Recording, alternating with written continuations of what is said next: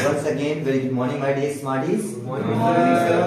एक बार मैं पुनः अपने ग्रामर से एक छोटा सा यूज आर्टिकल का, और आर्टिकल में अक्सर एग्जाम में ए और एन के यूज को पूछा जाता है, तो थोड़ा सा उसका सटीक जो करेक्ट व्यवस्था है, किस रूल्स के तहत ए और एन का प्रयोग किया जाता है, यहाँ कुछ एग्जाम्पल हैं। हम एग्जाम्पल के माध्यम से आपको बताते हैं। लिखा गया है, ये नियम होता है, क्या होता है कि अगर कोई भी वर्ड वॉवेल साउंड से स्टार्ट है, अगर वॉवेल साउंड से स्टार्ट है तो उससे पहले एन का प्रयोग किया जाता है। और यदि कोई भी वर्ड कॉन्सोनेंट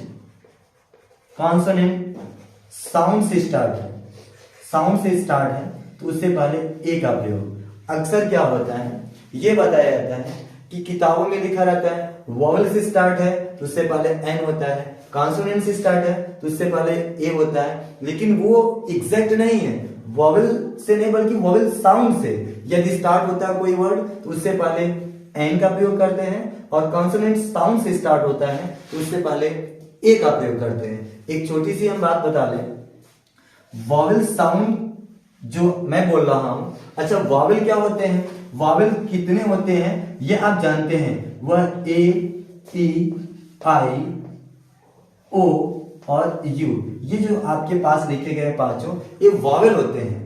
ये वॉवेल साउंड कितने, वॉवेल जो होते हैं वो केवल और केवल 5 होते हैं, लेकिन वॉवेल साउंड जो होते हैं वह टोटल आपके 20 होते हैं। ये कहीं एग्जाम में पूछा भी है कि वॉवेल साउंड जो होते हैं वो कितने होते हैं। वॉवेल तो आपके 5 होते हैं, लेकिन वॉवेल साउंड जो होते हैं वह 20 होते हैं। ठीक उसी तरह से अगर बेसिक की हम बात करें तो कॉन्सोनेंट जो होते हैं वह 21 होते हैं। ए ई आई ओ को छोड़ करके जो बाकी बचते हैं लेटर्स में, 26 लेटर में, वह आपका टोटल कॉन्सोनेंट कहलाते हैं। लेकिन जो कॉन्सोनेंट साउंड की अगर हम बात करते हैं, कॉन्सोनेंट साउंड की बात करते हैं अगर हम, तो वह आपका 24 होते हैं। एक बार अभी तत्काल एक क्वेश्चन, एक एग्जाम में क्वेश्चन आया हुआ था कि वॉवेल और कॉन्सोनेंट साउंड का रेशियो कितना होता है। मैं आपको बता दूं, रेशियो पूछ लिया था। रेशियो किसका पूछा था, वॉवेल साउंड रेशियो पूछा था कॉन्सोनेंट साउंड के साथ। वॉवेल साउंड का कॉन्सोनेंट साउंड के साथ रेशियो पूछा था, तो उसमें आपका आंसर क्या हो जाएगा, 20:24। ये है इंपॉर्टेंट मैटर जो आपको जानना है। वॉवेल और कॉन्सोनेंट की बात करते हैं तो वह 5:21 होता है। अगर वॉवेल और कॉन्सोनेंट की बात करते हैं तो वह 5:21 होता है। लेकिन बात किसका हमने कहा, वॉवेल साउंड और कॉन्सोनेंट साउंड की, तो वह 20 और 24 होता है। इसका मतलब ये कहा जाए इंग्लिश में लेटर साउंड होते हैं वह टोटल 44 होते हैं। और लेटर की बात करते हैं, अगर हम केवल लेटर की बात करते हैं तो वह 26 होते हैं, जिनको हम LKG से लेकर हर क्लासेस में पढ़ा करते हैं। तो ये बहुत इंपॉर्टेंट मैटर है।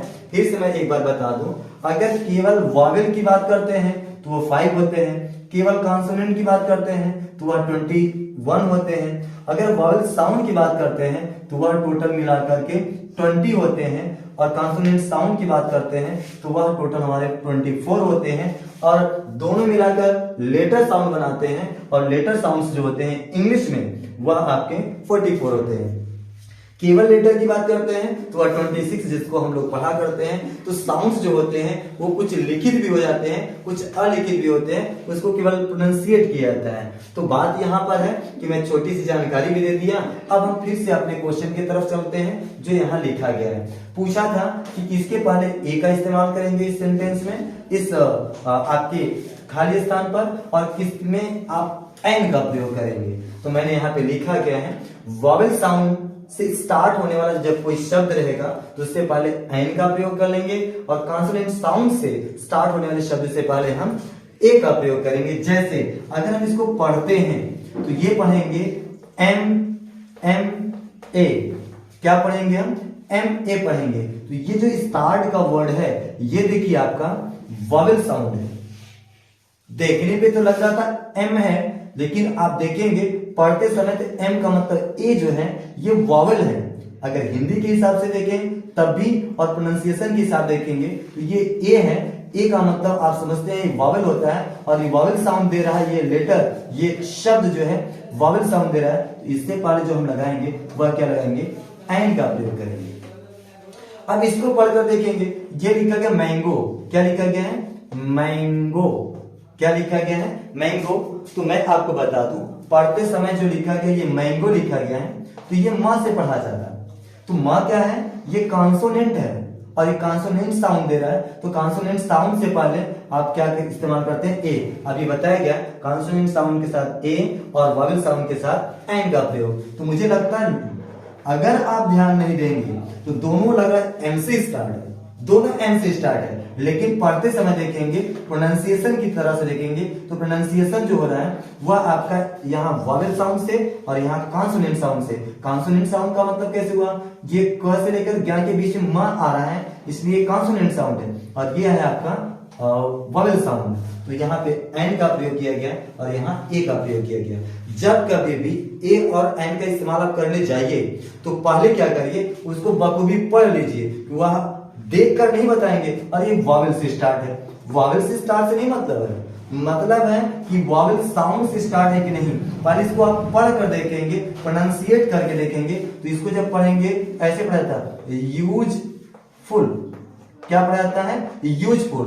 तो यहाँ जो यह है जो साउंड दे रहा है, यह कौन सा साउंड दे रहा है, ये कॉन्सोनेंट साउंड दे रहा है। लिखा तो क्या है वॉवेल से, लेटर के हिसाब से देखेंगे तो लिखा गया है वॉवेल से, लेकिन जो साउंड दे रहा है वह कॉन्सोनेंट या का साउंड दे रहा है। और कॉन्सोनेंट साउंड देने वाले के पहले जब ए और एन की बात करते हैं तो हम किसका इस्तेमाल करेंगे, ए का इस्तेमाल करेंगे। मुझे लगता है बात समझ में आ गई। एक और एग्जांपल बहुत बेहतरीन यहाँ लिखा गया, क्या लिखा गया है, लिखा गया है वन। अगर इसके पहले ए और एन की बात करें कि ए लगेगा कि एन लगेगा, इसको पूछता है, इसको पहले प्रोनाउंसिएट कीजिए। अगर प्रोनाउंसिएट करेंगे ये वन होगा, और वन का मतलब ये व से स्टार्ट है, मतलब कहा जाए तो कॉन्सोनेंट साउंड से स्टार्ट है।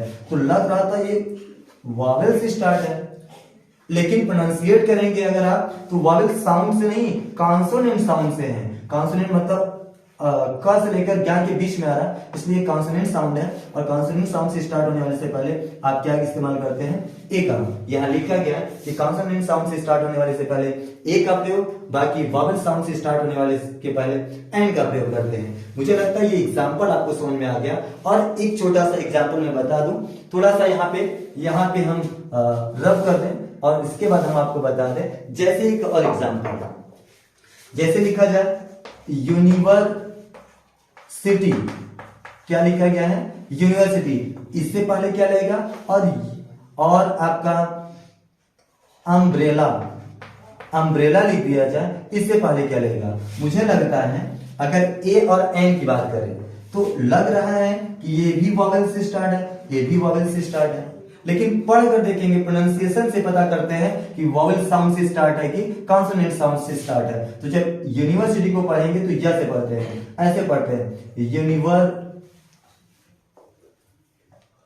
यूनिवर्सिटी पढ़ेंगे, यूनिवर्सिटी ऐसे पढ़ा जाएगा। मतलब कहने का शुरुआत का जो प्रोनाउंसिएशन है वह आपका कॉन्सोनेंट साउंड से है, या से स्टार्ट है, इसलिए इससे पहले क्या लगेगा ए लगेगा।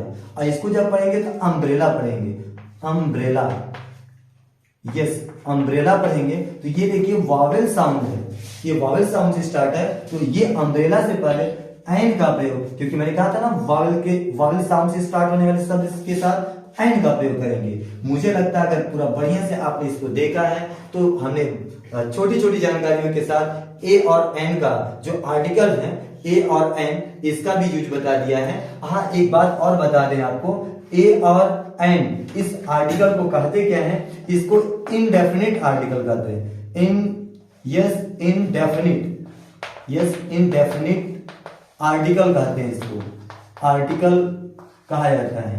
और एक आपका THE होता है, वह डेफिनेट आर्टिकल होता है। THE जिसको आप बोलते हैं डेफिनेट आर्टिकल।